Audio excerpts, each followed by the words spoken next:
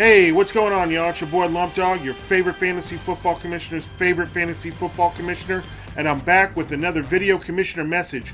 Week number 2 of the 2020 season. Yeah, that's what's up. Well, first off, as I always say, you want to go ahead and hit that like and that subscribe button. That helps out the channel more than you know. Hit that bell notification so you can be notified anytime a new video is uploaded. Yeah, so make sure you do that, so you can stay informed of what's going down in the PPH. Well, first off, the weekly rolled from week 1 into week 2, so we had a starting weekly of $230. Commish hasn't done his job yet, so we don't know what the total prize is. He hasn't given his congratulations to Just My Luck, so let the commissioner say it first. Congratulations to Just My Luck for winning week 2's weekly prize, which included week 1's, because Holier Than Thou didn't get their money in before the Thursday game, so sorry about that, but that's just the way the rules are in PPH. So again, congratulations to Just My Luck for winning that weekly prize. Let's go ahead and check out our standings here. So we go ahead and bring those in here, up here on the screen while I talk. So first off, I want to go ahead and man, what is going on with Dirty High T? Man, and Paulie, they went ahead and pulled off a trade. First trade of the season, and that trade was going from Dirty High T. They traded away Amari Cooper for, you think they got something good, huh? They got Jerry Jeudy and Jared Goff. Come on, bruh. And to make that worse, guess who Bali has? Dak Prescott. Man, this is another Dirty High T combo team strategy. Dude, you guys are brothers, for one thing. Britt and Paulie, they're brothers, so it's already suspicious that they're trading after 1 week of the season. And then you're going to hook him up with his main combo guy on the team for his quarterback? Something don't smell right, man. Something's real fishy about this trade. But I pushed it through because I couldn't really prove any collusion was going on there. But, man, real fishy. Man, Paul, you get some real fishy situations, man. Last year's defense, now getting Amari Cooper, that just happens to be your quarterback's main receiver with Dak Prescott. Man, you already had a pretty strong team. I was giving you props, but man, now it's like you're just you got like a super team. There is no holes really on your squad right now other than your defense. So maybe your second running back with Devin Singletary, but with that receiving core now of Juju Smith-Schuster, Amari Cooper, and Chris Godwin, that's pretty deadly right there, man. So good for you, I guess, but Dirty High T, what are you doing? Man, after 1 week, you're just going to start hooking people up with their combos? Their main pieces? Come on, you got to get something better with that. Just the fact that it's his combo guy is worth more to that team than any other team. If it was somebody else that you traded him to, then maybe, that's a pretty fishy trade. I don't think that's funny, though. I don't want to bitch and complain too much about the value of the trade because they seem to somehow always go against me. I'll sit here and bitch and complain, and then Jerry Jeudy will go off for 40 points this week and make me look stupid. So don't take me wrong. I'm not getting to that point. But you could have got something more out of it, especially the fact that it's the combo guy for Paulie. So I don't get why you thought that was an even or trade that you wanted. And then you get Jared Goff just as he's going to go into Buffalo. One of the better defenses in the NFL, especially pass defenses. Dude, you wait 1 week, you could get him for much cheaper. Why don't you make a play for Tannehill? Because Pemberton, he needs receivers. He's hurting right now. He needs running backs too. So I don't understand the thinking behind this. I would love to get you on the commission message and be able to explain yourself a little bit of why you thought that trade was made your team better.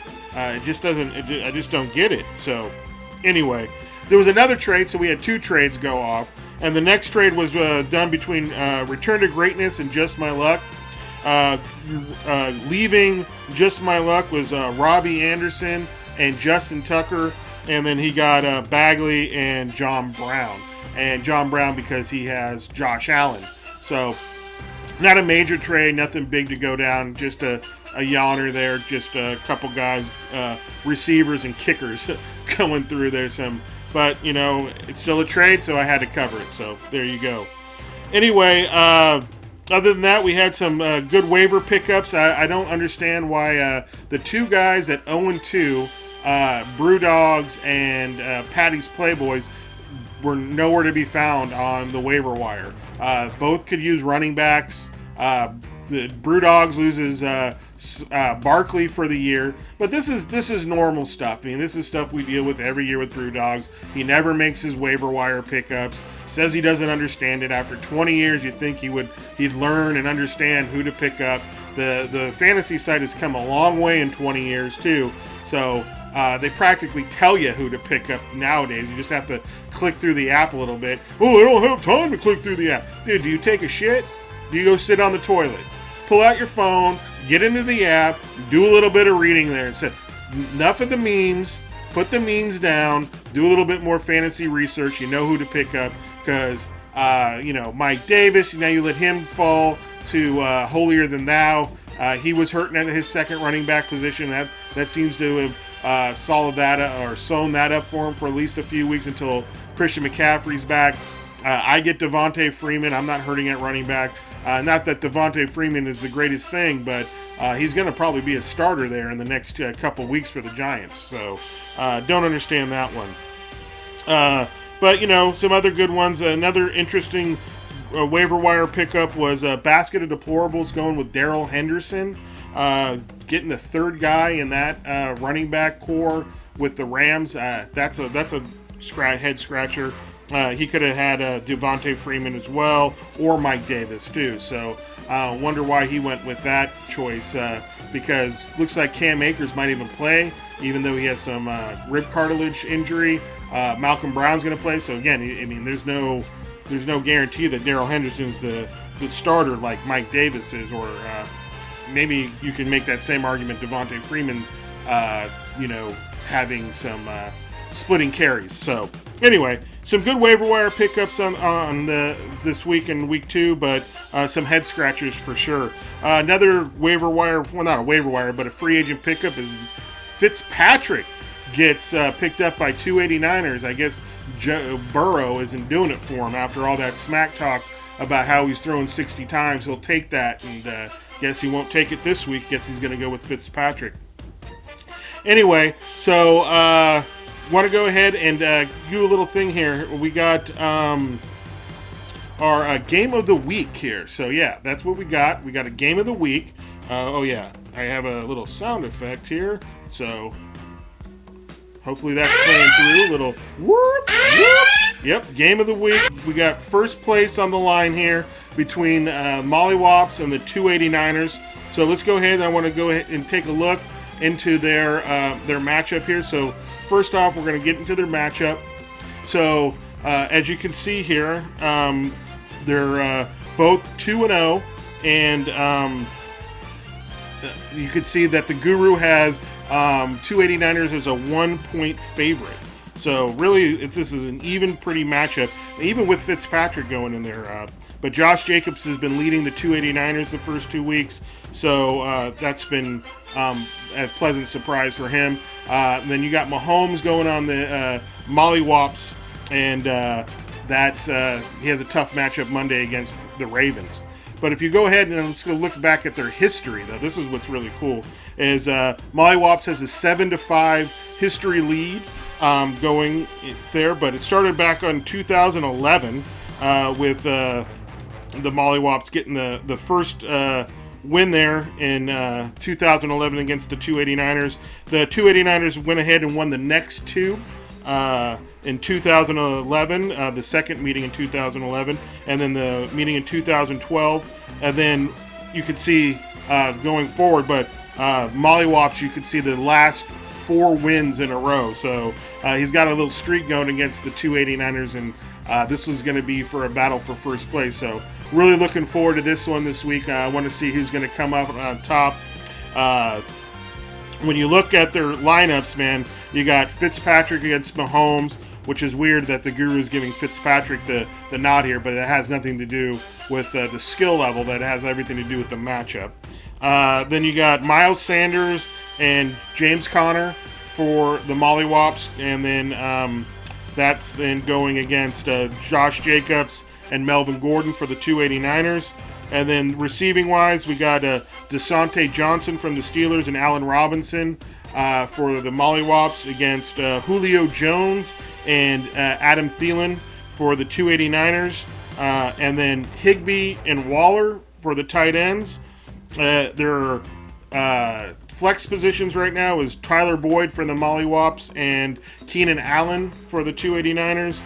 Kickers, Young Ho and Greg Zerline for the 289ers. And then the Chargers D. Oh, wow. Looks like Mollywops moved away from the Ravens defense and is going with the Chargers D. And then Rams defense for the 289ers. So that is going to be an interesting matchup to say the least. And first place is on the line. But looking at this one, this is a tough game to call. But I'm going to sit there and say probably that 289ers just based on the matchups with Josh Jacobs. And even though Sanders has been doing pretty good, and Connor, but I think those are harder. So I think 289ers wins this one very close. So we'll see how that one turns out. All right, so there we go. There's the game of the week. And let's go ahead and let's check out what happened in Week 2 in PPH. Week 2 in PPH. In the first game, we had the Mollywops take out Return to Greatness, 145.02 to 121.23. Mollywops led on his team by Patrick Mahomes with 39.82. Miles Sanders in his first game of the year came out strong with 16.1. Tyler Higbee, man, really the backbone of the team that really led for the huge score, 23.4 points. Only had 54 yards receiving, but those 3 touchdowns really put him over the top. James Conner, without getting hurt, shows what he can do with 19.1. Young Ho there, 17.2, and then Ravens with 20. And you're going to get a pretty big score when you got your kicker and your defense getting almost 20 points a pop. You got 37.5 points between just those 2 players. So usually going to get a big score when you have those 2 players going off. Return to Greatness, a decent score with 121.23, but just not enough to get him over the top there. Kyle Murray, been a big surprise this year, 41.03 points. Chris Carson, 16.8 points. DeAndre Hopkins with 12.8. That combo's really been paying off for him in the beginning of the year. Hayden Hurst with 13.2. Vikings D just let him down with only 7 points. So really a blow there, following his record to 1-1, and Mollywops improving to 2-0. Looking at the benches there, you could tell that Return to Greatness really had a lot of bench points there. 19 points from Robinson, John Brown with 14.2, Devontae Parker with 11.3, 11.3 from Kelly. So could have gotten that bigger score instead of Derrick Henry, but who's going to start James Robinson over Derrick Henry, right? So what still wasn't enough, though. Again, 1-1 to 2-0. Hopefully they improved going into Week 3. And the next game we had the Juggernauts lose to the rookie, man. 101.77 to 105.47. The rookie, man, Mr. Unlimited. Really just number 1 quarterback in the league, 50.37 points. 18.7 from Mostert, though Mostert's injured now, so what's he going to do? Really nothing, man. 2 big goose eggs, too, from Gronkowski and James White. Nothing you could do with White. Found out right before the game his dad died in a car crash, so that was pretty sad to hear. But still, 105 was still enough to get him the win, and that Mr. Unlimited just went ahead and led him to it. The Juggernauts with 101. Tom Brady's been a big disappointment those first 2 games, 14.67 points. Christian McCaffrey gets injured but finishes with 20.8. Tyler Lockett with 12.7, and then 22 from the Steelers D, 101. So his record goes to 1-1. Rookie to 2-0 at the top of the league in first place, tied for first record-wise. In the next game, we had the weekly winner, Just My Luck, take out Holier Than Thou, 179.09 to 126.35. Just My Luck led on his team by, man, probably one of the bigger surprises of the year, Josh Allen, 53.99 points. Nick Chubb, 26.3. 18.7 from David Montgomery, Calvin Ridley with 23.9, and 17.8 from Justin Tucker, and then 17 from the Colts D. Again, an indicator there when you're going to get a good score. Your kicker and your defense really putting up big points there for you, so it helps pushes that score up the top. And when you get 50 points from your quarterback, then 27 almost from your running back, and then almost 20 from another running back, and then 24 practically from a receiver, you can see why he scored 179 and taken home that weekly prize. Holier Than Thou led on his team by Matt Ryan with 44.05, 15.2 from Ezekiel Elliott, 17.4 from Mike Evans, 19.5 from Terry Scary McLaurin, and then 10 from the Titans D. Looking at the benches there, good old Holier Than Thou missed out on what would have been the first 20th anniversary 20-point bonus this year. Again, any skill position player scores 20 points on the dot, they get a 20-point bonus. So that's pretty rough. It still wouldn't have been enough to get him the win, but could have made it a lot closer, and definitely want those points at the end of the year. So Holier Than Thou falling to 1-1, just my luck, improving to 1-1. In the next game, we had the Pollies take out Brewdogs 143.52 to 71.09. Dak Prescott with 53.22, and then he gets Amari Cooper. Man, that's some bullshit. Kamara with 29.4 points, 13.7 from Noah Fant, 12.6 from Butker. So big, good, decent score there. He was originally only predicted for 112s, but Prescott and Kamara, putting up big points for him, led him to the win. He gets to 1-1. Brewdogs, Drew Brees with 24.09 points. Not sure if Brewdogs is just going to stick with Drew Brees throughout the year or what, but these first two games, Brees just has not looked like Drew Brees. Losing Barkley, doesn't even get a waiver request in, allowing these running backs to fall to teams that shouldn't be getting them. So it really kind of upsets the balance of power. This is why you need to be on the waiver wire and have your waiver requests in, even if you don't need something, just to cock block the next guy. So you got trade bait, or at least you don't allow someone else to fill a hole in their roster. 14.8 from Eckler, and then you can see nothing really else going on his team. Only 71 points this week. Falls to 0-2, and Paulie goes to 1-1. In the next game, we had the... He's still labeled as Rook. That ain't right. Rename your team, Paulie. Jesus. Next game, we had the 289ers take out Dirty High T, 116.46 to 56.44. Wow, 56.44. Talk about shit in the bed. 289ers went ahead and it was led by Joe Burrow with 38.26 points. Throws it 60 times, gets 316 yards passing, 3 touchdowns, but goes ahead and goes with Fitzpatrick's this week. So that's an interesting call after all the him and Han he did about Joe Burrow last week. Josh Jacobs with 10.5, 14.4 from Melvin Gordon. That was actually kind of surprised. I didn't think Melvin Gordon was going to do well against the Steelers, but putting up almost 15 points against them, that's pretty solid. 17.3 from Darren Waller. Really lit it up on Monday night. They really took it to the Saints there. They couldn't cover the guy. And then 11.9 from Zerline. Not really a lot to talk about here. The Dirty High T. Cousins with negative 1.36.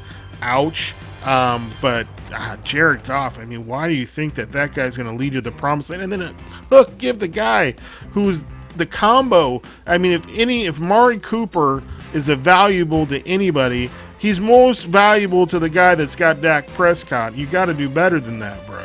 13.7 from Mark Ingram, 11 from Amari Cooper, 15 from Kelsey, and not much else going on. And again, look at the Niners D with only 2 points. They took him in the 6th round. 6th round. Oh, this is a lesson. I expect better from Britt to learn this over the years. But Cone, you got to understand here, man. You don't take, you got to stop your guy from taking a defense in the 6th round. No defense is worth a 6th rounder. The number one defense, not unless it's the 2000 defense of the Baltimore Ravens. If you were guaranteed to get that defense in the 6th round, then yes, they're worth it. But nothing else, because they're just so unpredictable. As you can see, the 49ers defense is just decimated with injuries, and 2 points for your 6th round pick. Could have had a receiver or running back, or maybe even a better quarterback, so you wouldn't have to trade. Anyway, Dirty IT falls to 0-2. 289ers improves to 2-0. And the next game, we got the Haters losing to Basket of Deplorables, 127.6 to 112.12. Basket of Deplorables led on by Aaron Jones with 43.6. Monster day.